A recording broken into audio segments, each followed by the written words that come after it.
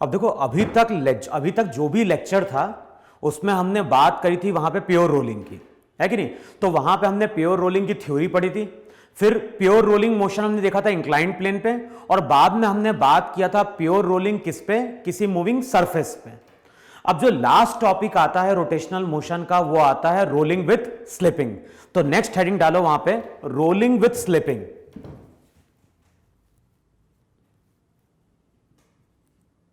Next लिखो वहां पे रोलिंग विथ स्लिपिंग।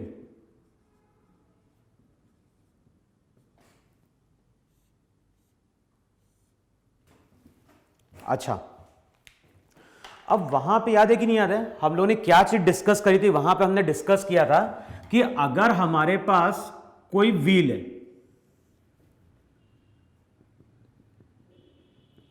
अगर हमारे पास कोई व्हील है और व्हील यहां पे क्या कर रहा है, प्योर रोलिंग परफॉर्म कर रहा है। अगर हमारे पास कोई व्हील है और wheel pure rolling motion perform कर रहा है, तो वहां पे हमने क्या किया था, वहां पे हमने व्हील पे कहीं एक पॉइंट ए मार्क कर दिया था, और इस पॉइंट ए को कौन देख रहा था, इस पॉइंट ए को वो ऑब्जर्वर देख रहा था जो कहां पे था, ग्राउंड पे था। तो जो ग्राउंड वाला ऑब्जर्वर है वो व्हील के पॉइंट ए को देख रहा था, है कि नहीं। अब अगर कुछ टाइम बाद उसको पॉइंट ए फिर से वही दिखाई देता है, ग्राउंड वाले ऑब्जर्वर को अगर पॉइंट ए फिर से वहीं पे दिखाई दे रहा है टॉपमोस्ट पॉइंट पे, तो इसका मतलब है कि जो ऑब्जर्वर ग्राउंड पे होगा बोलेगा कि जो व्हील है, व्हील ने 1 रिवोल्यूशन क्या किया है, कंप्लीट किया है वहां पे। और जब ये व्हील 1 रिवोल्यूशन कंप्लीट करता है तो उस केस में जो डिस्टेंस ट्रेवल करता है सेंटर ऑफ मास, उसकी वैल्यू वहां पे 2 पाई आर थी, अगर आर व्हील का क्या है, रेडियस है। तो वहां पे हमने क्या डिफाइन किया था प्योर रोलिंग के केस में, कि अगर कोई ऑब्जेक्ट है और वो object pure rolling motion perform कर रहा है, अगर हमारे पास कोई ऑब्जेक्ट है और वो ऑब्जेक्ट वहां पे क्या कर रहा है, प्योर रोलिंग मोशन परफॉर्म कर रहा है, तो उस केस में होता क्या है, जब ये व्हील 1 रिवोल्यूशन कंप्लीट करता है तो उस केस में distance travelled by centre of मास हमेशा क्या होता है, 2 पाई आर होता है। लेकिन अगर हम बात कर रहे हैं रोलिंग विथ स्लिपिंग की, तो ध्यान क्या रखना है, 1 रिवोल्यूशन में, 1 कंप्लीट रिवोल्यूशन में जो distance travelled by centre of मास रहेगा, या तो वो ग्रेटर देन 2 पाई आर होगा, या फिर डिस्टेंस, अगर आर वहां पे व्हील का क्या है, रेडियस है। क्लियर। तो प्योर रोलिंग का मतलब है कि जब 1 कंप्लीट रिवोल्यूशन होगा तो distance travelled by centre of mass 2 pi r होगा। लेकिन अगर व्हील ने 1 रिवोल्यूशन कंप्लीट किया है, अगर व्हील ने वहां पे 1 रिवोल्यूशन कंप्लीट किया है और डिस्टेंस ट्रेवल्ड बाय, अगर व्हील ने वहां पे 1 रिवोल्यूशन कंप्लीट किया है और distance travelled by centre of मास या तो लेस देन 2 पाई आर है या फिर क्या है, ग्रेटर देन 2 पाई आर है, अगर ऐसा होगा तो हम वहां पे बोलेंगे कि व्हील की या ऑब्जेक्ट की रोलिंग विथ स्लिपिंग है। देखो है कि नहीं है वहां पे। अच्छा, अब किस केस में वहां पे हम रोलिंग विथ स्लिपिंग की बात करेंगे, तो वहां पे कुछ केसेस होते हैं। जो पहला केस होता है वो कुछ इस तरह से, मान लो कि यहां पे सैंड है, या तो सैंड है या फिर बोल दो कि यहां पे वाटर लॉक्ड एरिया है, या तो सैंड है या फिर वाटर लॉक्ड एरिया है, और वाटर लॉक्ड एरिया में हमारे पास क्या है, कार खड़ी है और ये कार का व्हील है। तो वाटर लॉक्ड एरिया है या फिर सैंड है, वहां पे हमारे पास कार खड़ी हुई है। अब जैसे हम कार को स्टार्ट करते हैं, जैसे हम कार को स्टार्ट करते हैं तो व्हील रोल करने की कोशिश करता है, और वहां पे तुम ऑब्जर्व करना वाटर लॉक्ड एरिया में क्या होता है, अगर ये व्हील का पॉइंट ए है तो कुछ टाइम बाद पॉइंट ए फिर से वहीं पहुंच जाता है। लेकिन ये जो डिस्टेंस ट्रेवल्ड किया है सेंटर ऑफ मास ने, ये जो डिस्टेंस ट्रेवल्ड किया है सेंटर ऑफ मास ने, वो यहां पे 2 पाई आर से क्या होता है, कम होता है। तो जब वाटर लॉक्ड एरिया में हम गाड़ी को स्टार्ट करते हैं तो व्हील 1 रिवोल्यूशन कंप्लीट कर जाता है, लेकिन जो डिस्टेंस ट्रेवल्ड किया है सेंटर ऑफ मास ने, वो डिस्टेंस 2 पाई आर से क्या होता है, कम होता है। अच्छा, एक चीज और ऑब्जर्व करना, जब वाटर लॉक्ड एरिया में गाड़ी को स्टार्ट करते हैं तो जो भी सैंड का पार्टिकल रहता है, जो कीचड़ के पार्टिकल रहते हैं, वो पीछे की ओर जाते हैं। तो ऐसा तभी पॉसिबल होता है जब वहां पे हम बात करते हैं किसकी, रोलिंग विथ बैकवर्ड स्लिपिंग की। देखो, डिस्टेंस जो ट्रेवल किया सेंटर ऑफ मास ने 1 कंप्लीट रिवोल्यूशन में, वो 2 पाई आर से क्या है, कम है। यहां पे अगर वेलोसिटी वीसीएम होती थी, यहां एंगुलर वेलोसिटी ओमेगा, तो यहां पे वीसीएम आर ओमेगा से क्या होता था, वीसीएम आर ओमेगा के बराबर था। लेकिन इस केस की अगर हम बात करेंगे, अगर सेंटर ऑफ मास की वेलोसिटी वीसीएम है, एंगुलर वेलोसिटी ओमेगा है, तो ध्यान रखना इस केस में r omega greater than VCM होता है। R omega greater than VCM होता है। जो भी लोअर मोस्ट पॉइंट है, देखो जो भी सैंड का पार्टिकल है पीछे की ओर जा रहा है टायर के साथ चिपक के, इसका मतलब है कि ये जो पॉइंट है, ये पॉइंट पीछे की ओर जा रहा है, और ये जो केस होता है, ये केस होता है रोलिंग विथ बैकवर्ड स्लिपिंग का। तो इसको हम बोलते हैं rolling with backward slipping. Rolling with backward slipping.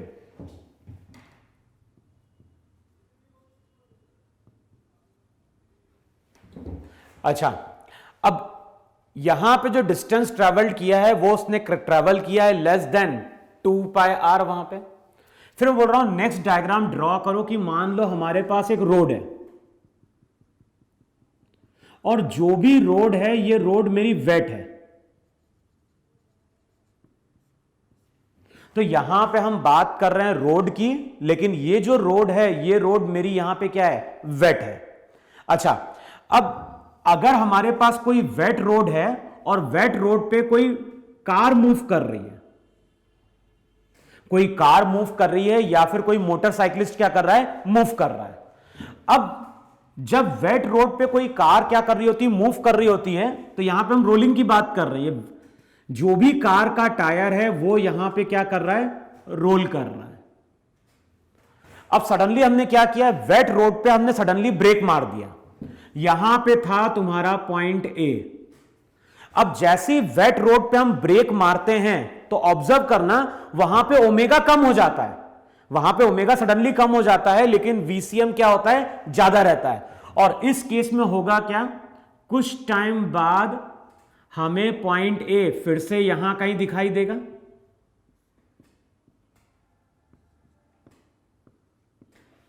कुछ टाइम बाद पॉइंट ए हमें फिर से यहां कहीं दिखाई देगा, लेकिन जो डिस्टेंस ट्रेवल्ड किया होगा सेंटर ऑफ मास ने, ये 1 कंप्लीट रिवोल्यूशन हो गया है। जहां पे पॉइंट ए था, वापस पॉइंट ए वहां पे पहुंच गया, तो हम बोलेंगे व्हील ने 1 रिवोल्यूशन कंप्लीट किया। लेकिन 1 रिवोल्यूशन जब कंप्लीट होगा तो distance travelled by centre of मास वो यहां पे ग्रेटर देन 2 पाई आर होगा। यहां पे distance less than 2 pi r है, और यहां पे डिस्टेंस हमारा क्या है, ग्रेटर देन 2 पाई आर है। और डिस्टेंस अगर ग्रेटर देन 2 पाई आर है तो ध्यान रखना यहां पे वीसीएम आर ओमेगा से ज्यादा होता है। वीसीएम जो रहता है आर ओमेगा से ज्यादा होता है। अच्छा, अगर हम लोअर मोस्ट पॉइंट की बात करें तो उसकी एक वेलोसिटी ट्रांसलेशनल मोशन के कारण होती है और एक वेलोसिटी रोटेशनल मोशन के कारण होती है।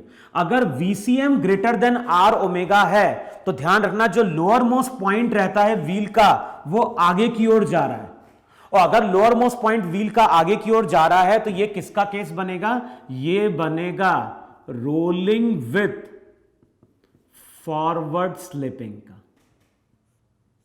तो ये केस होगा रोलिंग विथ फॉरवर्ड स्लिपिंग का, और ये जो केस आ रहा होगा, ये केस आ रहा होगा रोलिंग विथ बैकवर्ड स्लिपिंग का। देखो इतना समझ में नहीं समझ में आया यहाँ पे। अब ये ध्यान रखना है, बैकवर्ड स्लिपिंग की अगर हम बात कर रहे हैं तो लोअर मोस्ट पॉइंट को अगर देखोगे तो उसकी एक वेलोसिटी ट्रांसलेशनल मोशन के कारण वीसीएम, रोटेशनल के कारण आर ओमेगा वीसीएम से ज्यादा है, तो जो लोअर मोस्ट पॉइंट रहता है वो पीछे की ओर जाता है। तो हम फॉरवर्ड स्लिपिंग किसको बोलेंगे, बैकवर्ड स्लिपिंग किसको बोलेंगे, ये किस पे डिपेंड कर रहा है, वो डिपेंड कर रहा है पॉइंट ऑफ कांटेक्ट कहां जा रहा है। पॉइंट ऑफ कांटेक्ट अगर रेस्ट में है with respect to the surface तो हम बोलेंगे प्योर रोलिंग। अगर लोअर मोस्ट पॉइंट आगे की ओर स्लाइड कर रहा है तो वो होगा फॉरवर्ड स्लिपिंग, और अगर लोअर मोस्ट पॉइंट हमारा पीछे की ओर जा रहा है तो फिर हम बोलेंगे रोलिंग विथ बैकवर्ड स्लिपिंग। तो आज का जो लेक्चर है उसमें हम बात कर रहे होंगे किसकी, रोलिंग विथ स्लिपिंग की। अच्छा, एक चीज ध्यान रखना है, जब भी स्लिपिंग होगी तो फ्रिक्शन का नेचर वहां पे काइनेटिक होगा।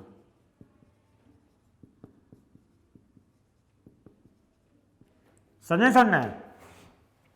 अगर हम बात कर रहे हैं किसकी, अगर हम बात कर रहे हैं रोलिंग विथ स्लिपिंग की, प्योर रोलिंग के केस में फ्रिक्शन का नेचर वहां पे क्या था, यहां पे फ्रिक्शन अगर डेवलप होगा तो स्टैटिक होगा, लेकिन यहां पे अगर फ्रिक्शन डेवलप होगा तो उसका नेचर काइनेटिक होगा। क्यों काइनेटिक होगा, क्योंकि ग्राउंड के रेस्पेक्ट में वो पॉइंट क्या कर रहा है, स्लिप कर रहा है, स्लाइड कर रहा है, तो फ्रिक्शन अगर पॉइंट पीछे जाएगा तो फ्रिक्शन आगे, जैसे यहां पे देखो, यहां पॉइंट पीछे जाएगा तो काइनेटिक फ्रिक्शन आगे लगेगा, और अगर यहां पे पॉइंट आगे जा रहा है तो काइनेटिक फ्रिक्शन कहां लग रहा होगा, पीछे की ओर लग रहा होगा। क्लियर? तो अब यहां पे हम बात करेंगे कुछ न्यूमेरिकल्स की, और उन न्यूमेरिकल में हम बात कर रहे होंगे रोलिंग विथ स्लिपिंग की। तो सबसे पहले मैं एक क्वेश्चन ले रहा हूं, और इस तरह का क्वेश्चन आईआईटी में पूछा जा चुका है।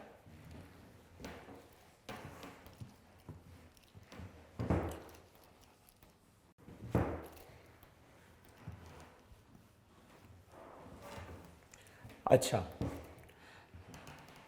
अब जो न्यूमेरिकल पूछा जा चुका है आईआईटी में वो कुछ इस तरह का न्यूमेरिकल था।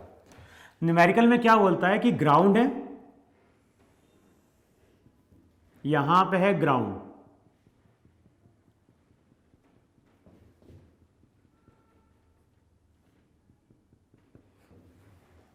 और जो भी ग्राउंड है, ग्राउंड मेरा वहां पे क्या है, रफ है,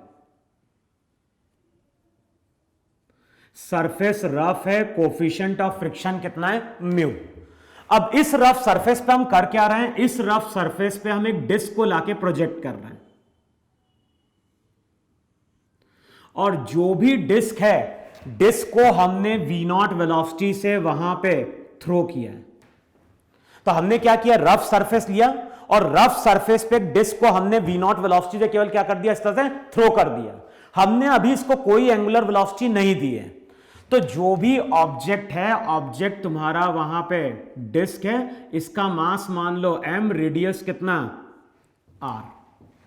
अब बताओ, जैसे ही हम रफ सरफेस पे किसी डिस्क को v0 वेलोसिटी थ्रो करेंगे, और ये एक्सपेरिमेंट जब स्टार्ट हो रहा है तो t की वैल्यू यहां पे क्या है, 0। अच्छा, अब तुम ये बताओ लोअर मोस्ट पॉइंट कहां जा रहा है। जैसे ही रफ सरफेस पे हम किसी डिस्क को v0 वेलोसिटी थ्रो करेंगे तो लोअर मोस्ट पॉइंट कहां जा रहा होगा, आगे की ओर जा रहा होगा, और लोअर मोस्ट पॉइंट अगर आगे की ओर जा रहा है तो उसी टाइम पे यहां पे डेवलप होगा काइनेटिक फ्रिक्शन F के। जो लोअर मोस्ट पॉइंट है, लोअर मोस्ट पॉइंट आगे जा रहा है तो काइनेटिक फ्रिक्शन कहां लगा, पीछे की ओर लगा। अच्छा, अब ये फ्रिक्शनल फोर्स करेगा क्या वहां पे, तो चेक करो वहां पे, जब इस डिस्क का हम फ्री बॉडी डायग्राम ड्रॉ करेंगे, जब इस डिस्क का हम फ्री बॉडी डायग्राम ड्रॉ करेंगे तो यहां पे हम शो करते हैं n, यहां पे mg, और यहां पे क्या था, f के। तो हम लोग शो करते थे नॉर्मल mg, और साथ में वहां पे क्या शो करते थे, f के शो करते थे। अब बताओ इसकी वेलोसिटी कहां पे है, इसकी वेलोसिटी v0 आगे की ओर है कि नहीं। अब देखो ये फ्रिक्शन कर क्या रहा है यहां पर, नॉर्मल जो रहेगा, नॉर्मल तो mg को क्या कर रहा है, बैलेंस कर रहा है। अब ये फ्रिक्शन दो चीजें करता है। इस फ्रिक्शन के कारण एक तो आएगा एक्सेलरेशन पीछे की ओर, फ्रिक्शन के कारण ए आएगा पीछे की ओर, और ए अगर वेलोसिटी के ऑपोजिट है तो अब ये क्या करेगा, ये लीनियर वेलोसिटी को डिक्रीज कराएगा। तो फ्रिक्शन यहां पे लीनियर वेलोसिटी को डिक्रीज करा रहा है, लेकिन साथ में frictional force centre of mass के अबाउट क्या कर रहा है, टॉर्क क्रिएट कर रहा है। और जैसे टॉर्क आएगा तो टॉर्क के कारण एंगुलर वेलोसिटी आएगी और वो एंगुलर वेलोसिटी टॉर्क के कारण कंटिन्यूअसली क्या होगी, बढ़ती रहेगी। तो इस केस में फ्रिक्शनल फोर्स V को घटाएगा और एंगुलर वेलोसिटी को अब क्या होगा, स्टार्ट करके इंक्रीज कराना स्टार्ट कर देगा। अब अगर हम किसी टी टाइम पे देखेंगे,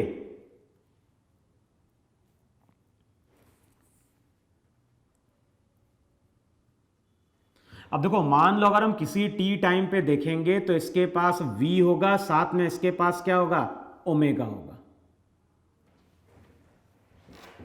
या तो इसको बोल दो इसके पास होगा v डैश और साथ में इसके पास होगा ओमेगा डैश। ये हो गया किसी टी टाइम पे। तो किसी टी टाइम पे इसके पास वेलोसिटी v होगी, एंगुलर वेलोसिटी ओमेगा होगी, v डिक्रीज कर रहा है और ओमेगा वहां पे इंक्रीज कर रहा है। अच्छा, मोशन कैसा है, मोशन यहां पे ट्रांसलेशनल भी है और रोटेशनल भी है। तो न्यूमेरिकल हम कैसे सॉल्व करेंगे, एक बार हम कंसीडर करेंगे केवल प्योर ट्रांसलेशनल और दूसरी बार कंसीडर करेंगे केवल प्योर रोटेशनल। अच्छा, प्योर ट्रांसलेशनल मोशन अगर कंसीडर कर रहे हो, अगर तुम यहां पे प्योर ट्रांसलेशनल मोशन कंसीडर कर रहे हो तो पहली इक्वेशन लिखोगे n किसके बराबर, mg के बराबर, नेट फोर्स F के, नेट फोर्स को लिखो m इंटू ए। जब हम ट्रांसलेशनल मोशन कंसीडर करेंगे तो नॉर्मल mg के बराबर होगा और F के को हम लिखेंगे m इंटू ए। अब अगले स्टेप में F के को क्या लिखोगे, F के को लिखोगे म्यू इंटू n किसके बराबर, m इंटू ए के बराबर, तो a आ जाएगा वहां पे म्यू इंटू जी। तो अगर हम ट्रांसलेशनल मोशन कंसीडर कर रहे हैं तो ट्रांसलेशनल मोशन के कारण एक्सेलरेशन कितना आ रहा होगा, म्यू इंटू जी आ रहा होगा। अच्छा, अब मैंने क्या बोला है, एक बार हमें कंसीडर करना है ट्रांसलेशनल मोशन, दूसरी बार कंसीडर करना है रोटेशनल मोशन। तो जब हम ट्रांसलेशनल मोशन कंसीडर करेंगे तो इसकी वेलोसिटी वहां पे क्या हो रही होगी, डिक्रीज कर रही होगी। मैंने क्या बोला है, यहां पे ऑब्जेक्ट ट्रांसलेट भी कर रहा है, रोटेट भी कर रहा है। किसी भी पॉइंट की अगर तुम वेलोसिटी देखोगे तो वो दोनों के कारण आएगी। तो पहले हम कंसीडर कर रहे हैं ट्रांसलेशनल मोशन। ट्रांसलेशनल मोशन अगर कंसीडर करोगे तो हम इक्वेशन क्या लिख सकते हैं, हम इक्वेशन लिख सकते हैं v equals to u plus a t. बताओ ये रिजल्ट क्या देता है, ये रिजल्ट टी टाइम बाद वेलोसिटी देता है वहां पे। अब मान लो अभी हम बात कर रहे हैं किसकी, अभी हम बात कर रहे हैं सेंटर ऑफ मास की। सेंटर ऑफ मास के पास पहले वेलोसिटी v नॉट थी, कुछ टाइम बाद वेलोसिटी v रह गई। तो अब इक्वेशन क्या यूज की जाएगी, v equals to v naught, a का साइन नेगेटिव, तो ये क्या दे रहा है, ये दे रहा है टी टाइम बाद वेलोसिटी। तो टी टाइम बाद जो वेलोसिटी होगी वो वेलोसिटी होगी v नॉट माइनस क्या हो गया, म्यू जी टी वहां पे। अच्छा, एक बार हमें कंसीडर करना है ट्रांसलेशनल मोशन और एक बार हमें कंसीडर करना है रोटेशनल मोशन। रोटेशनल मोशन किसके अबाउट, सेंटर ऑफ मास के अबाउट। तो अगले स्टेप में इमेजिन करो सेंटर ऑफ मास के अबाउट अगर रोटेशनल मोशन होगा तो टॉर्क होगा एफ के into r equals to ICM into alpha. जो टॉर्क आएगा वो आएगा एफ के into r equals to ICM into alpha. F के की वैल्यू हो जाएगी mu m g r, ICM की वैल्यू क्या हो जाएगी, आईसीएम की वैल्यू हो जाएगी m r square by 2 into alpha. देखो है कि नहीं वहां पे, एफ के इंटू आर किसके बराबर, आईसीएम इंटू अल्फा। तो एफ के का मतलब हो जाएगा mu m g into r equals to ICM into alpha. तो अल्फा की वैल्यू क्या होगी, अल्फा की वैल्यू हो जाएगी वहां पे 2 म्यू जी बाय आर। देखो है कि नहीं वहां पे, जो भी अल्फा है अल्फा हो जाएगा वहां पे 2 म्यू जी बाय आर। तो एक बार हमने ट्रांसलेशनल मोशन कंसीडर किया, ट्रांसलेशनल मोशन कंसीडर करोगे तो टी टाइम बाद लीनियर वेलोसिटी आ जाएगी v naught minus mu g T. अब अगली बार हम कंसीडर कर रहे हैं रोटेशनल मोशन, तो टॉर्क इतना बन गया, टॉर्क के कारण अल्फा आ गया। अब अल्फा के कारण वहां पे एंगुलर वेलोसिटी डेवलप होगी, तो एंगुलर वेलोसिटी लिखी जाएगी omega equals to omega naught plus alpha t. T time बाद एंगुलर वेलोसिटी क्या होगी, इनिशियल एंगुलर वेलोसिटी 0, अल्फा की value 2 mu g by r into t. तो जो एंगुलर वेलोसिटी आएगी, एंगुलर वेलोसिटी आ जाएगी 2 mu g t by r. देखो है कि नहीं होता है, जो लीनियर वेलोसिटी आएगी, लीनियर वेलोसिटी आ जाएगी v naught minus mu g t, और टी टाइम बाद एंगुलर वेलोसिटी आ जाएगी वहां पे 2 mu g t by r वहां पे। देखो इतना है कि नहीं है। अच्छा, अब मैंने क्या बोला है, मैंने बोला है टाइम के साथ v डिक्रीज कर रहा है और टाइम के साथ ओमेगा वहां पे क्या हो रहा है, इंक्रीज कर रहा है। अब तुम बताओ यहां पे v वहां पे घट रहा है और ओमेगा वहां पे क्या हो रहा है, बढ़ रहा है। तो एक टाइम ऐसा आता है जब v किसके बराबर होता है, r ओमेगा के बराबर होता है। समझ में रहा है, टाइम के साथ क्या हो रहा है, टाइम के साथ v घट रहा है, ओमेगा बढ़ रहा है। तो एक टाइम ऐसा आएगा जब v equals to are omega होगा, और जिस टाइम पे v equals to are omega होगा उस टाइम पे प्योर रोलिंग स्टार्ट होगी। तो इस पोजीशन पे प्योर रोलिंग स्टार्ट होगी।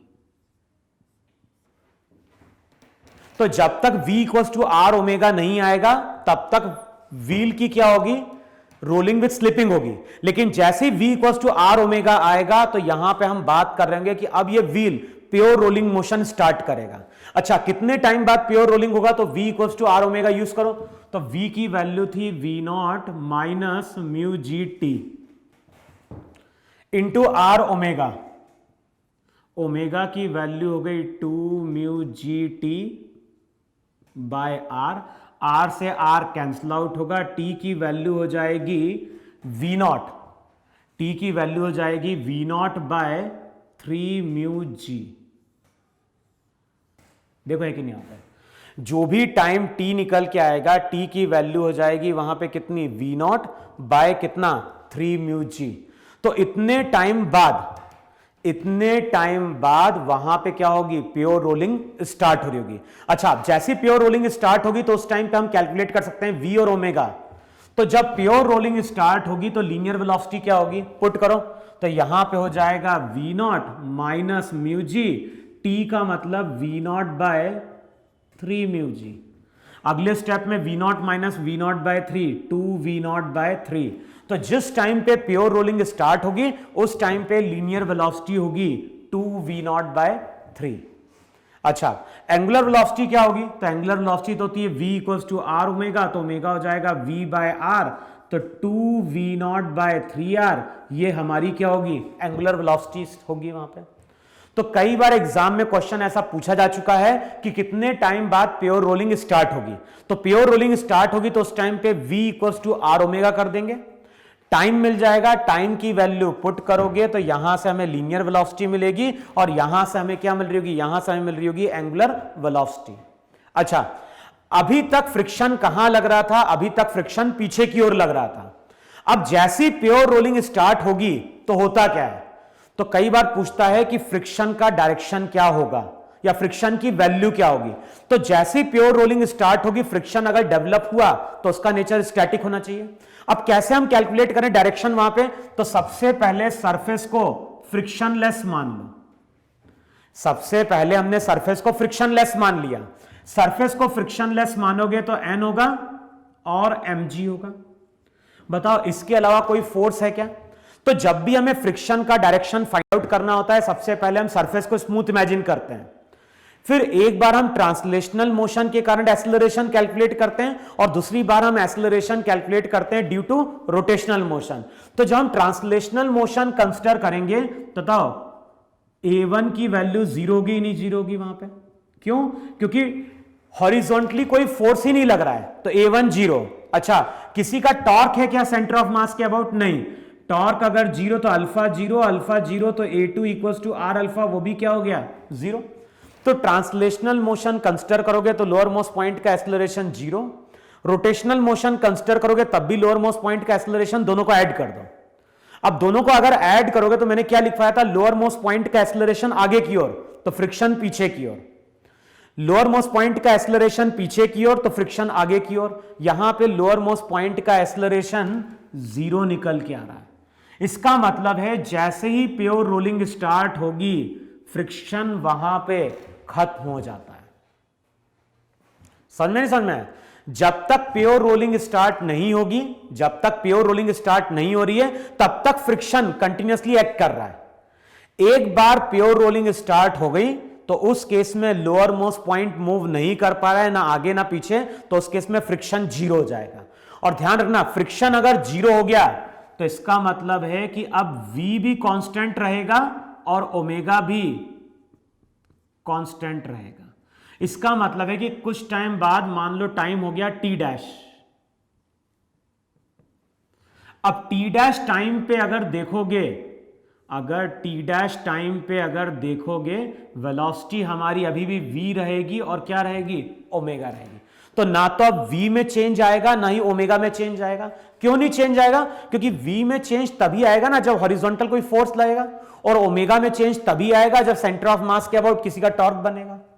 तो सेंटर ऑफ मास के अबाउट कोई टॉर्क नहीं है, तो ना तो v में चेंज आता है ना ही ओमेगा में चेंज आता है। अब क्वेश्चन में कई बार यह भी पूछा गया है कि फ्रिक्शन ने till the time pure rolling, जब तक प्योर रोलिंग स्टार्ट नहीं हुई है तब तक फ्रिक्शन ने वर्क कितना परफॉर्म किया।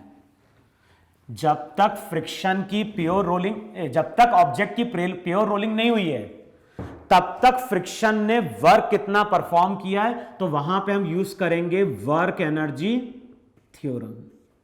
वर्क केवल किसका है, फ्रिक्शन का है, तो वर्क डन बाय फ्रिक्शन क्या होगी, चेंज इन काइनेटिक एनर्जी हो जाएगी वहां पे।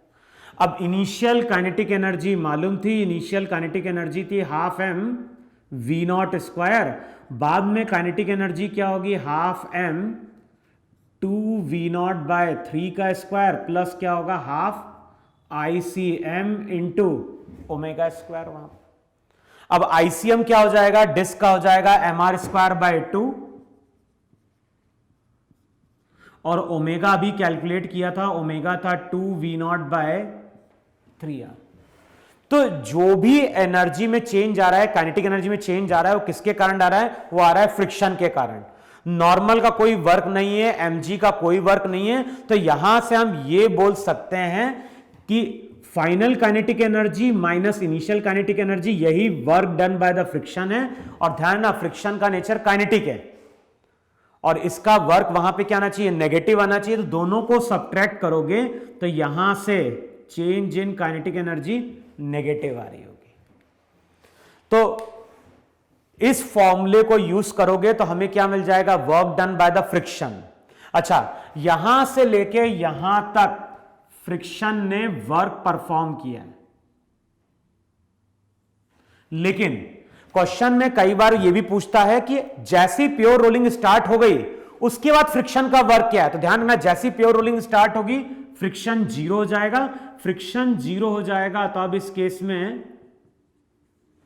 वर्क डन बाय फ्रिक्शन क्या रहेगा, जीरो रहेगा। तो कई बार क्वेश्चन में इस टाइम से कोई ज्यादा टाइम कंसीडर करता है, जिस टाइम पे प्योर रोलिंग स्टार्ट हुई उससे ज्यादा टाइम वो कंसीडर करेगा, और उस टाइम तक वो बोलेगा फ्रिक्शन का वर्क वहां पे क्या करो, कैलकुलेट करो। तो उस टाइम तक अगर हमें फ्रिक्शन का वर्क कैलकुलेट करना है, उस टाइम तक अगर फ्रिक्शन का वर्क कैलकुलेट करना है तो इसका मतलब है कि हम फ्रिक्शन का वर्क कैलकुलेट कर लें till the time of pure rolling. एक बार प्योर रोलिंग स्टार्ट होगी तो फ्रिक्शन का वर्क वहां पे क्या होगा, जीरो हो जाएगा वहां पे। क्लियर? अच्छा, अभी जब हमने क्वेश्चन सॉल्व किया है तो एक बार हमने ट्रांसलेशनल मोशन कंसीडर किया, उसके कारण सेंटर ऑफ मास की वेलोसिटी निकाली। दूसरी बार हमने रोटेशनल मोशन कंसीडर किया, सेंटर ऑफ मास के अबाउट एंगुलर वेलोसिटी निकाली, और टी टाइम बाद v ओमेगा निकाल के v equals to r omega वहां पे हमने इक्वेट कर दिया। इसी क्वेश्चन को सॉल्व करने का एक और तरीका है, इसी क्वेश्चन को सॉल्व करने का एक और तरीका है, और वो तरीका क्या है, वो तरीका है कि यहां पे ये ग्राउंड है कि नहीं है। अब क्या कर रहे हैं, जो भी ग्राउंड है उसके इस पॉइंट को मान लो P, और यहां पे मान लो ओरिजिन, ये हो गया y एक्सिस और ये हो गई x एक्सिस। अच्छा, अब अगर फ्री बॉडी डायग्राम ड्रॉ कर रहे हो किसी टाइम पे तो यहां पे शो करोगे नॉर्मल, यहां पे शो करोगे mg। तो जब हम फ्री बॉडी डायग्राम ड्रॉ करेंगे तो यहां पे शो कर रहे होंगे नॉर्मल, यहां पे शो कर रहे होंगे mg। अच्छा, P पॉइंट के अबाउट देखो, बताओ P पॉइंट के अबाउट फ्रिक्शन का टॉर्क क्या होगा। अगर हम P पॉइंट की बात कर रहे हैं, बताओ फ्रिक्शन की लाइन ऑफ एक्शन यहीं से पास कर रही नहीं पास कर रही। तो अगर हम P पॉइंट के अबाउट देखेंगे फ्रिक्शन का टॉर्क जीरो। अच्छा, नॉर्मल और mg दोनों की वैल्यू सेम है, इस पॉइंट के अबाउट अगर देखोगे तो नॉर्मल अगर एंटी क्लॉकवाइज टॉर्क क्रिएट कर रहा है तो mg क्या कर रहा होगा, उतना ही अमाउंट का क्लॉकवाइज टॉर्क क्रिएट कर रहा होगा। इसका मतलब ये हुआ कि p पॉइंट के अबाउट अगर देखोगे तो net torque zero, net torque about point p zero है। P पॉइंट के अबाउट अगर देखोगे तो P पॉइंट के अबाउट नेट टॉर्क वहां पे क्या हो गया, जीरो हो गया। देखो इतना है कि नहीं आप।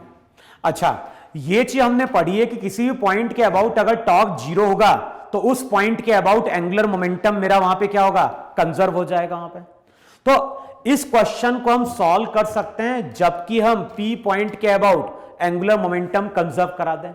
अब किसी भी पॉइंट के अबाउट अगर एंगुलर मोमेंटम कंजर्व करवाना है, किस केस में, जब बॉडी ट्रांसलेट और रोटेट दोनों कर रही है।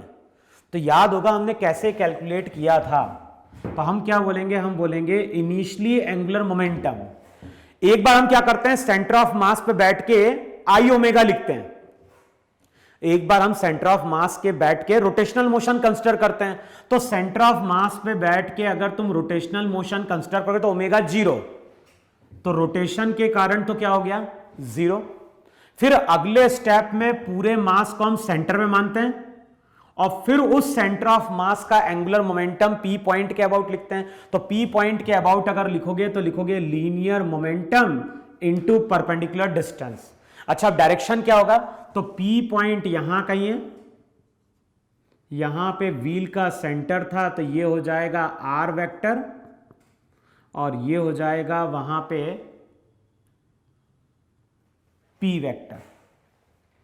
देखो है कि नहीं वहां पे। अब R क्रॉस P कर दो या तो इस पॉइंट को O बोल दो। Angular momentum about point O zero है तो O पॉइंट के अबाउट एंगुलर मोमेंटम क्या कर रहे हैं, कंजर्व करा रहे हैं। तो मैंने क्या बोला, एक बार हम सेंटर ऑफ मास पे बैठ जाएं, तो सेंटर ऑफ मास पे बैठ के अगर देखोगे तो ओमेगा जीरो, तो रोटेशन के कारण तो एंगुलर मोमेंटम जीरो। अब अगले स्टेप में पूरे मास को सेंटर ऑफ मास पे मान लो और सेंटर ऑफ मास का linear momentum m v naught है। यहां से अगर देखोगे तो परपेंडिकुलर डिस्टेंस r है तो हो जाएगा m v naught into r. अब डायरेक्शन क्या होगा, तो r क्रॉस p करो, इसको एक्सटेंड कर दो और करो रहा r क्रॉस p, थंब अंदर की ओर जा रहा है तो साइन क्या लेना है वहां पे, नेगेटिव वहां पे। अच्छा, फाइनली एंगुलर मोमेंटम क्या लिखोगे, तो फाइनली एंगुलर मोमेंटम लिखोगे सेंटर ऑफ मास के अबाउट देखोगे तो आईसीएम इंटू ओमेगा, तो ये हो जाएगा m r square by 2 into omega. अब ओमेगा का डायरेक्शन क्या है, अंदर की ओर है तो साइन नेगेटिव लो। फिर अगले स्टेप में एक बार सेंटर ऑफ मास के अबाउट एंगुलर मोमेंटम लिखेंगे, फिर अगले स्टेप में मास को सेंटर ऑफ मास पे मानेंगे। फिर से हम फॉर्मूला यूज करेंगे linear momentum into perpendicular distance, sign लेंगे नेगेटिव। तो अब हम कर क्या रहे हैं, ओ पॉइंट के अबाउट एंगुलर मोमेंटम कंजर्व करा रहे हैं। और नेक्स्ट इक्वेशन क्या यूज करनी है, प्योर रोलिंग हो रही है तो उस टाइम पे v किसके बराबर होगा, उस टाइम पे v r ओमेगा के बराबर होगा। अब वैल्यू पुट कर दो यहां पे, तो वैल्यू अगर पुट करोगे तो एम वी नॉट आर किसके बराबर, m r square by 2 omega की जगह v by r plus m v r. तो अगले स्टेप में हो जाएगा एम वी नॉट, एक आर कैंसल आउट हो गया तो यहां पे क्या बचेगा, यहां पे बचेगा एम वी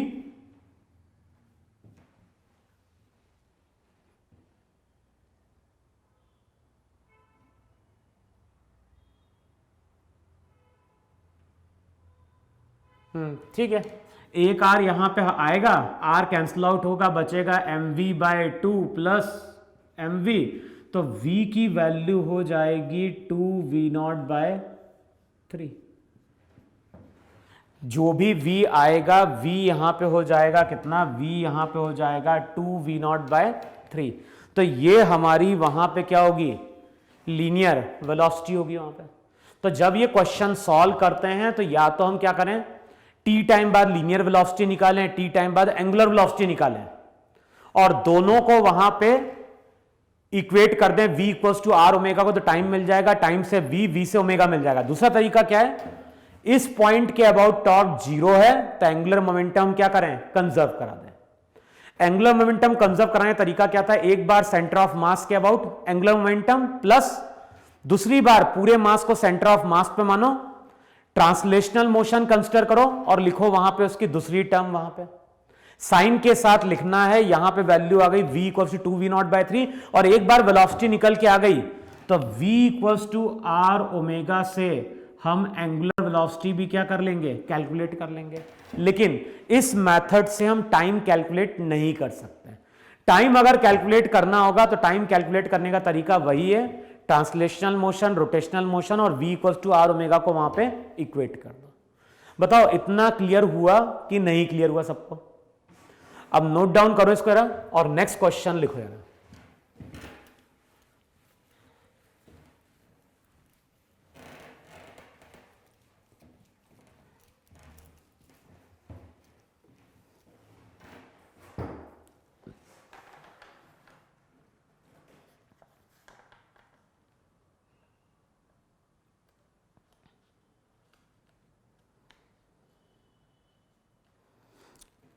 लिखो अब जरा।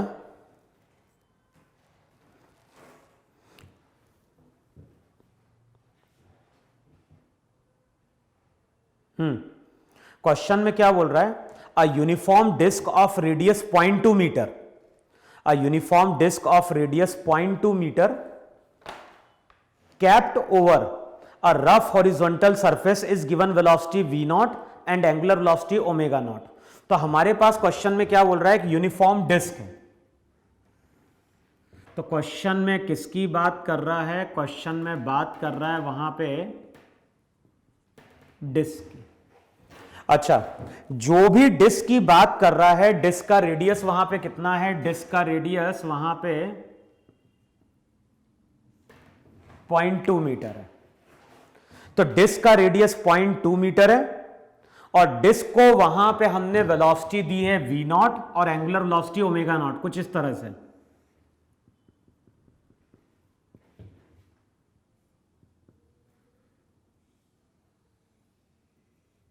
तो यहां पे वेलोसिटी दी है इसको v नॉट और साथ में एंगुलर वेलोसिटी दी है और एंगुलर वेलोसिटी भी ऐसे दी है उसने, ओमेगा नॉट। अच्छा, अब क्वेश्चन में क्या बोल रहा है, uniform disc of radius, radius दिया है 0.2 मीटर, इसको इस तरह से v नॉट और ओमेगा नॉट प्रोवाइड किया गया है। After some time its kinetic energy becomes 0। अब क्वेश्चन में क्या बोल रहा है, कुछ टाइम बाद इसकी काइनेटिक एनर्जी 0 हो जाती है। तो बताना है कि अगर काइनेटिक एनर्जी 0 हो रही है, after some time its kinetic energy becomes 0 if v not equals to 10 metre per second. तो बोल रहा है अगर v not 10 metre per second है तो ओमेगा नॉट उस टाइम पे क्या रहा होगा। क्लियर? तो क्वेश्चन में पहले देखो वहां पे ये केस रोलिंग विथ स्लिपिंग का है कि नहीं है। वहां पे ट्रांसलेशनल मोशन कंसीडर करोगे तो लोअर मोस्ट पॉइंट आगे जा रहा है v नॉट के कारण, रोटेशनल मोशन कंसीडर करोगे तो r ओमेगा के कारण भी ये पॉइंट कहां जा रहा है, आगे की ओर जा रहा है। दोनों को ऐड कर दो। लोअर मोस्ट पॉइंट अगर आगे की ओर जा रहा है तो उसी टाइम पे डेवलप होगा फ्रिक्शन, फ्रिक्शन का नेचर काइनेटिक होगा और ये यहां पे केस है रोलिंग विथ फॉरवर्ड स्लिपिंग का। समझ में? ये जो केस है, ये केस है वहां पे किसका, रोलिंग विथ फॉरवर्ड स्लिपिंग का। v नॉट के कारण ये पॉइंट आगे जा रहा है, r ओमेगा नॉट के कारण भी ये पॉइंट आगे जा रहा है। तो लोअर मोस्ट पॉइंट आगे अगर जाएगा तो हम बोलेंगे ये रोलिंग विथ फॉरवर्ड स्लिपिंग का केस है। अब फ्रिक्शन डेवलप होगा और फ्रिक्शन वहां पे क्या करेगा, तो फ्रिक्शन एक तो v नॉट को घटाएगा। अच्छा, फ्रिक्शन टॉर्क कैसा प्रोड्यूस करेगा, तो यहां पे चेक करो। फ्रिक्शन जो रहेगा वो सेंटर ऑफ मास के अबाउट टॉर्क क्रिएट करेगा क्लॉकवाइज। देखो है कि नहीं है? और टॉर्क अगर क्लॉकवाइज है, ओमेगा नॉट एंटी क्लॉकवाइज है, तो इस केस में फ्रिक्शन ओमेगा को भी डिक्रीज करा रहा है और वी नॉट को भी वहां पे क्या कर रहा है, डिक्रीज करा रहा है। अब हमारी रिक्वायरमेंट क्या है, हमारी रिक्वायरमेंट है कि काइनेटिक एनर्जी 0 हो जाए। इसका मतलब है कि जिस टाइम पे वी नॉट 0 होगा उस टाइम पे ओमेगा भी क्या होना चाहिए, 0 हो जाना चाहिए वहां पे। अब देखो कुछ टाइम बाद ये यहां कहीं पहुंच गया,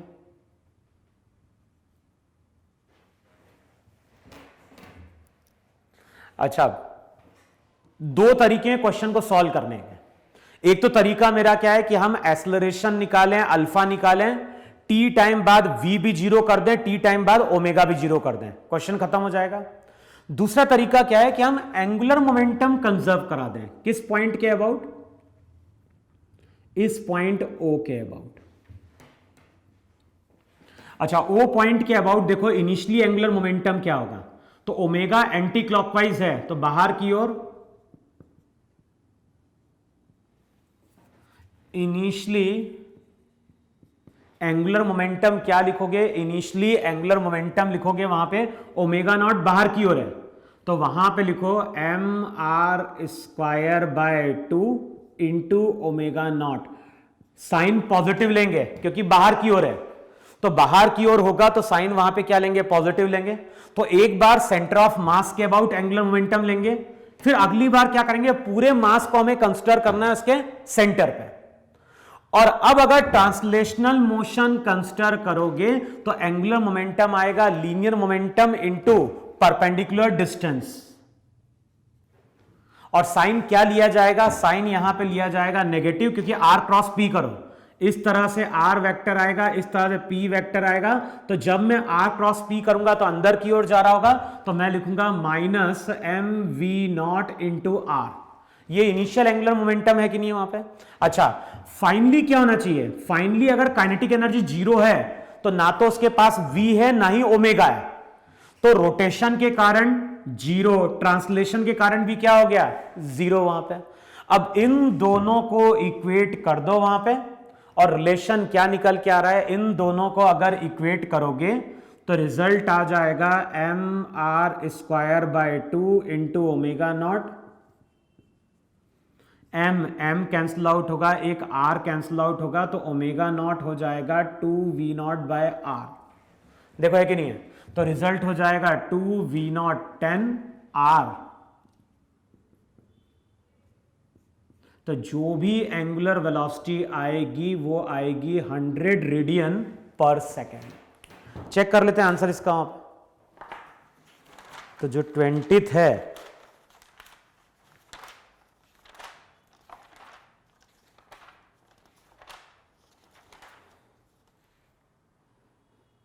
जो एंगुलर वेलोसिटी निकल के आती है वो निकल के आती है वहां पे कितनी? 100 रेडियन पर सेकेंड वहां पे।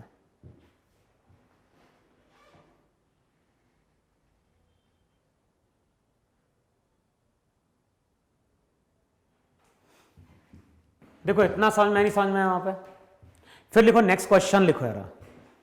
नेक्स्ट क्वेश्चन में क्या बोल रहा है? A hollow sphere is set into motion on a rough horizontal surface with a speed v in the forward direction. तो अब यहां पे बात कर रहा है हॉलो स्फेयर की। तो यहां पे क्वेश्चन में बात कर रहा है किसकी?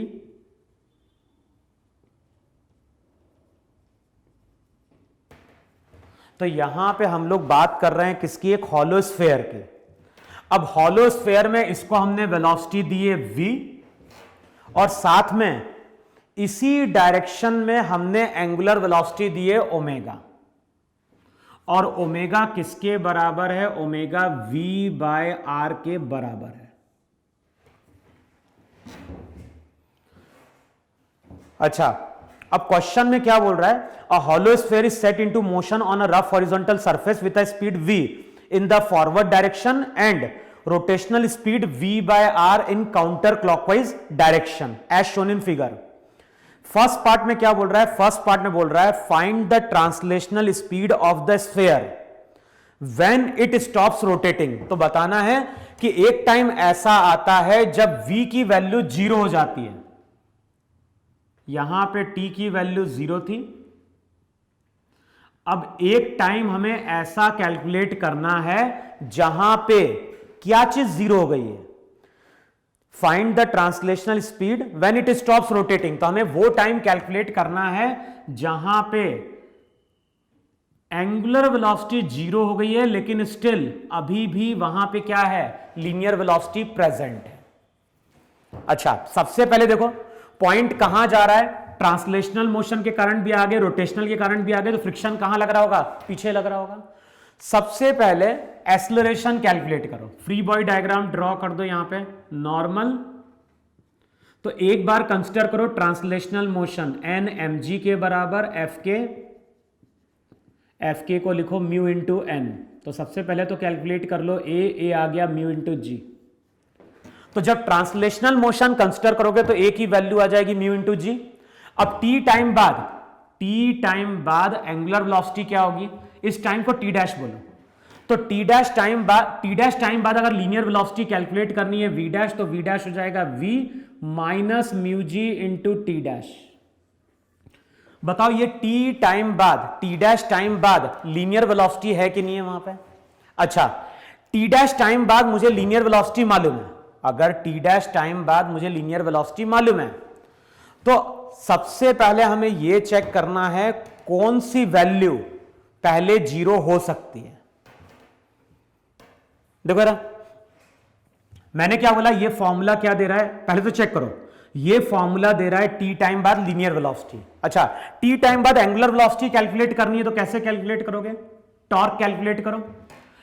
टॉर्क जब कैलकुलेट करोगे तो एक बार ट्रांसलेशनल मोशन, दूसरी बार rotational motion. Rotational motion centre of mass के अबाउट, तो सेंटर ऑफ मास के अबाउट टॉर्क क्या हो गया? एफ के into r equals to i c m into alpha. F के की value mu g r, f के की value mu m g r, mu m g r, f के की वैल्यू म्यू इंटू एन। तो mu m g r, ICM क्या हो गया? आईसीएम हो गया 2/3 एम आर स्क्वायर इंटू क्या हो गया? अल्फा। अब जो अल्फा रहेगा, अल्फा की वैल्यू क्या हो जाएगी? अल्फा की वैल्यू हो जाएगी वहां पे 3 म्यू जी बाय 2r। जो अल्फा आ रहा है, अल्फा की वैल्यू वहां पे हो जाएगी 3 म्यू जी बाय कितना आ गया? बाय आ गया वहां पे 2r। अब टी टाइम बाद एंगुलर वेलोसिटी क्या होगी? तो एंगुलर वेलोसिटी हो जाएगी omega dash, omega dash equals to omega. Omega की वैल्यू क्या दी हुई है? v by r minus alpha into t. देखो है कि नहीं वहां पर? तो ये क्या दे रहा है? ये टी टाइम बाद एंगुलर वेलोसिटी दे रहा है और ये टी टाइम बाद लीनियर वेलोसिटी दे रहा है। अच्छा, कौन सी वैल्यू पहले जीरो होगी?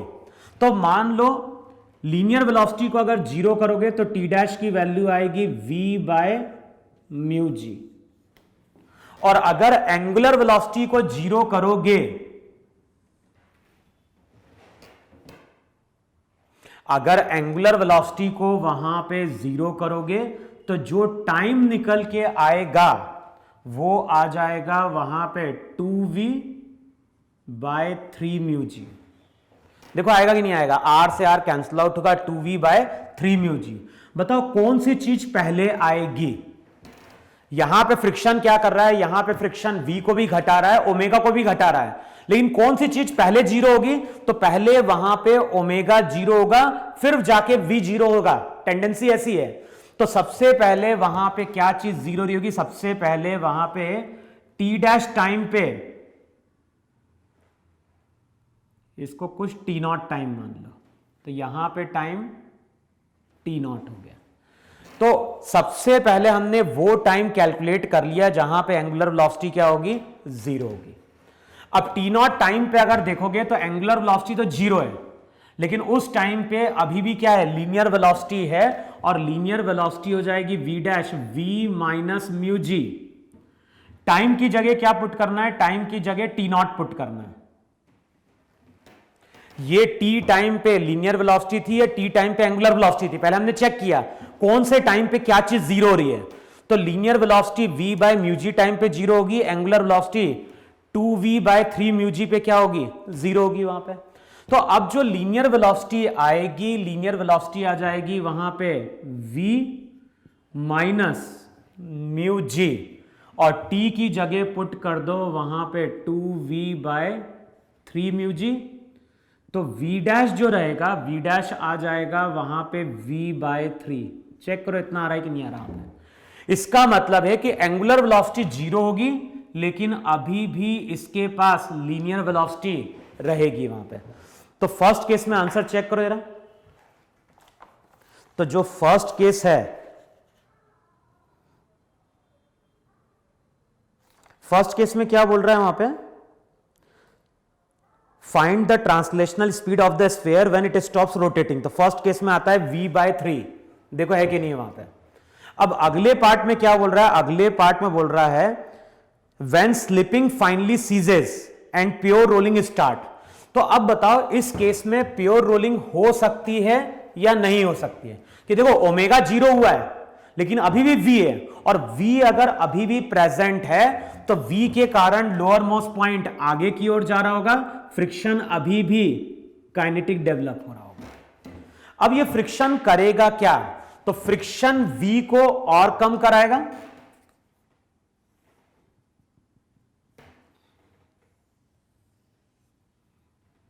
यहां पे अब टाइम मान लो t1। तो अगर हम t1 टाइम की बात कर रहे हैं तो अब क्या होगा, इसकी लीनियर वेलोसिटी तो और डिक्रीज करेगी, तो v डैश से घट के v डबल डैश हो गई। तो फ्रिक्शन क्या कर रहा है, इसकी लीनियर वेलोसिटी को घटा रहा है, लेकिन ये ओमेगा को बढ़ा रहा है। तो अगर हम फ्रिक्शन की बात कर रहे हैं तो फ्रिक्शन लीनियर वेलोसिटी को वहां पे घटा रहा है लेकिन एंगुलर वेलोसिटी को बढ़ा रहा है। और एक टाइम ऐसा आएगा जब v double dash r omega double dash के बराबर होगा कि नहीं होगा। भाई v घट रहा है और ओमेगा बढ़ रहा है, तो एक टाइम आएगा जब v double dash r omega double dash के बराबर होगा, और उस केस में प्योर रोलिंग क्या होगी, स्टार्ट हो जाएगी वहां पे। तो जैसी प्योर रोलिंग स्टार्ट हो रही है उस टाइम पे हमें लीनियर वेलोसिटी क्या करनी है, फाइंड आउट करनी है। तो अब क्या करेंगे, अब कैलकुलेट करते हैं फर्दर टाइम। ये जो टाइम लगा यहां से लेके यहां तक का, इसको हमने t1 टाइम बोला। तो t1 टाइम बाद अब वेलोसिटी क्या होगी, तो हम लिखेंगे वहां पे v डबल डैश कितना हो जाएगा 2v/3 minus mu g into t1। तो t1 टाइम है t0 के बाद का, तो t0 के बाद जो टाइम रहेगा वो यही होगा कि नहीं होगा। वहां पे एंगुलर वेलोसिटी क्या होगी, एंगुलर वेलोसिटी हो जाएगी 0 प्लस अल्फा। अल्फा क्या हो गया 3 mu g by 2r time t1। हमें क्या करना है, v डबल डैश को r ओमेगा डबल डैश से इक्वेट करना है, तो रिजल्ट क्या होगा 2v/3। देखो यही वैल्यू है कि नहीं वहां पे, v डबल डैश हो जाएगा 2v/3 minus mu g t1 equals to r omega double dash. तो r कैंसिल आउट होगा 3/2 म्यू जी इंटू t1 वहां पे। देखो है कि नहीं वहां पे। अब टर्म को सिंप्लीफाई करो, 2v/3 2v/3 किसके बराबर हो जाएगा 1 प्लस 3/2 कितना 5/2 म्यू जी t1। चेक करो इतना है कि नहीं वहां पे t1 टाइम की वैल्यू। इसको इधर लेके जाओगे 1 प्लस 3/2 2.5, तो t1 की वैल्यू क्या आ जाएगी, t1 हो जाएगा 4v/15 म्यू जी। तो इतने टाइम बाद, ये टाइम हमने कंसिडर किया है t0 के बाद, तो t0 के बाद इतना जब टाइम बीतेगा तब जाके रोलिंग विद स्लिपिंग खत्म होगी और ये ऑब्जेक्ट प्योर रोलिंग वहां पे क्या कर देगा, स्टार्ट कर देगा। हमें वेलोसिटी कैलकुलेट करनी है, तो v डबल डैश की वैल्यू क्या होगी, v डबल डैश की वैल्यू होगी वहां पे 2v/3 माइनस म्यू जी, ये हो जाएगा 4v/15 mu G. Mu G क्या होगा, कैंसिल आउट हो जाएगा वहां पे। अब रिजल्ट क्या निकल के आएगा, v double dash 15 5 10v minus 4v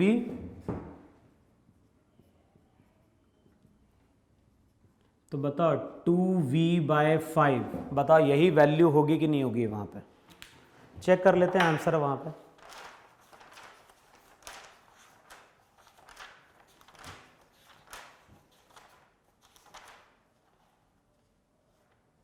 एक बार चेक कर लो, एक आता है v/3 और एक आता है v/5। तो एक बार कैलकुलेशन देख लो वहां पे क्या हो रहा है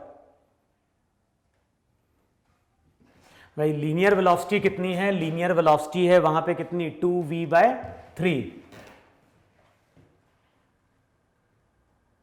अच्छा 2v/3 थी ना, v/3 थी। एक मिनट, ये वेलोसिटी v/3 थी, तो टाइम था ना, ठीक है, v/3। तो ये हो जाएगी v/3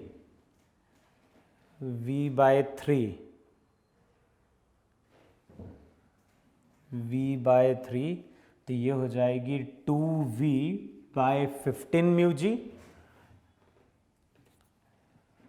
2v/15।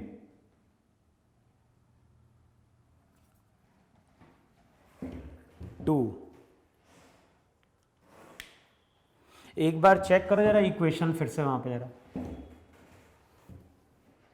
भाई। जिस टाइम पे ओमेगा खत्म हुआ, जिस टाइम पे ओमेगा खत्म हुआ, वेलोसिटी कितनी थी वहां पे, फर्स्ट पार्ट चेक करो जरा पहले।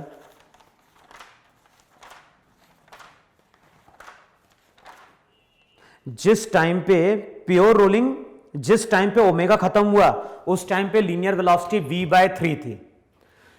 अब फर्दर t1 टाइम बाद लीनियर वेलोसिटी क्या होगी, तो हमने इक्वेशन लिखी v/3 माइनस एक्सेलरेशन कितना था, म्यू जी इंटू t1, ठीक है। ओमेगा डबल डैश क्या हो जाएगा, 0 एंगुलर वेलोसिटी थी प्लस अल्फा, अल्फा कितना था 3 mu g by 2r into t1।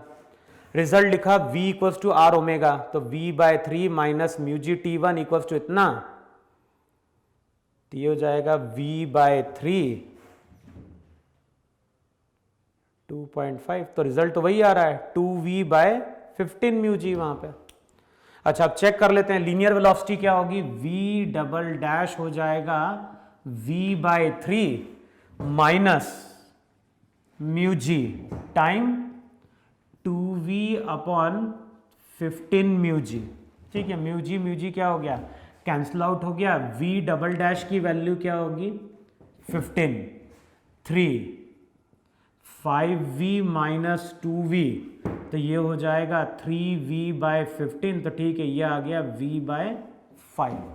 तो जिस टाइम पे प्योर रोलिंग स्टार्ट होगी उस टाइम पे लीनियर वेलोसिटी v/5 होगी, और लीनियर वेलोसिटी अगर v/5 होगी तो v double dash equals to are omega double dash से हम क्या कर सकते हैं, एंगुलर वेलोसिटी कैलकुलेट कर सकते हैं वहां पे। आए नहीं समझ में। तो जब भी हमें रोलिंग विद स्लिपिंग का क्वेश्चन सॉल्व करना होगा, ये ध्यान है ना, जब भी हमें रोलिंग विद स्लिपिंग का क्वेश्चन सॉल्व करना है तो एक बार ट्रांसलेशनल मोशन, एक बार रोटेशनल मोशन। टी टाइम बाद लीनियर वेलोसिटी निकालो सेंटर ऑफ मास की, टी टाइम बाद एंगुलर वेलोसिटी निकालो सेंटर ऑफ मास की, और क्वेश्चन में जो बोल रहा है उसके अकॉर्डिंग हम क्या करेंगे, क्वेश्चन को सॉल्व कर देंगे। अगर टाइम की बात नहीं कर रहा है, केवल वेलोसिटी और एंगुलर वेलोसिटी की बात कर रहा है, तो सबसे इजी मेथड है कि हम ग्राउंड पे कोई पॉइंट लें और उस पॉइंट के अबाउट एंगुलर मोमेंटम कंजर्व करा दें। फिर नेक्स्ट प्रॉपर्टी मैंने क्या बोली, नेक्स्ट प्रॉपर्टी मैंने बोली कि जब तक स्लिपिंग होती रहेगी तब तक फ्रिक्शन वर्क परफॉर्म करेगा, और वर्क कैसे कैलकुलेट करेंगे, चेंज इन काइनेटिक एनर्जी से। लेकिन एक बार अगर प्योर रोलिंग स्टार्ट हो गई, एक बार प्योर रोलिंग स्टार्ट हो गई और ऑब्जेक्ट के ऊपर कोई एक्सटर्नल फोर्स नहीं लग रहा है, एक बार प्योर रोलिंग स्टार्ट हुई और ऑब्जेक्ट के ऊपर कोई एक्सटर्नल फोर्स नहीं लग रहा है, एक्सटर्नल फोर्स का मतलब हॉरिजॉन्टल डायरेक्शन में, नॉर्मल और एमजी तो बैलेंस करते हैं। तो मैंने क्या बोला, एक बार प्योर रोलिंग स्टार्ट हुई और हॉरिजॉन्टली अगर कोई फोर्स नहीं लग रहा है तो उस केस में फ्रिक्शन जीरो हो जाएगा, और फ्रिक्शन अगर जीरो हो गया तो ना तो v चेंज होगा ना ही वहां पे क्या होगा, ओमेगा चेंज होगा। तो ये प्रॉपर्टी बहुत इंपॉर्टेंट है कि ऑब्जेक्ट जैसे ही प्योर रोलिंग स्टार्ट करता है तो उसके बाद फ्रिक्शन खत्म हो जाता है और ऑब्जेक्ट कांस्टेंट v और ओमेगा से क्या होता है, आगे मूव करता रहता है। क्लियर? तो रोलिंग विद स्लिपिंग एक अनदर इंपॉर्टेंट टॉपिक है। अब तुम्हें करना क्या है, मॉड्यूल में जो क्वेश्चन दिए हुए हैं, मॉड्यूल में अब जो क्वेश्चन दिए हुए हैं किसके, रोलिंग विद स्लिपिंग के, उनको तुम्हें अब वहां पे ट्राई करके देखना है। क्लियर? तो ये जो चैप्टर था रोटेशनल मोशन, ये हमारा कंप्लीट हो रहा है, और कल जो हम टॉपिक स्टार्ट करने जा रहे होंगे वो स्टार्ट करने जा रहे होंगे सिंपल हार्मोनिक मोशन। ठीक है, तो नोट डाउन करो इतना, टॉपिक इंपॉर्टेंट है रोटेशनल मोशन का। पूरे अगर आईआईटी की बात करें, एडवांस की बात करें, तो एटलीस्ट दो क्वेश्चन 8 मार्क्स के इससे आते ही हैं। तो टॉपिक को अच्छे से पढ़ो और क्वेश्चन को वहां पे सॉल्व करने की कोशिश करो। ठीक है, तो नोट डाउन कर लो इतना वहां पे।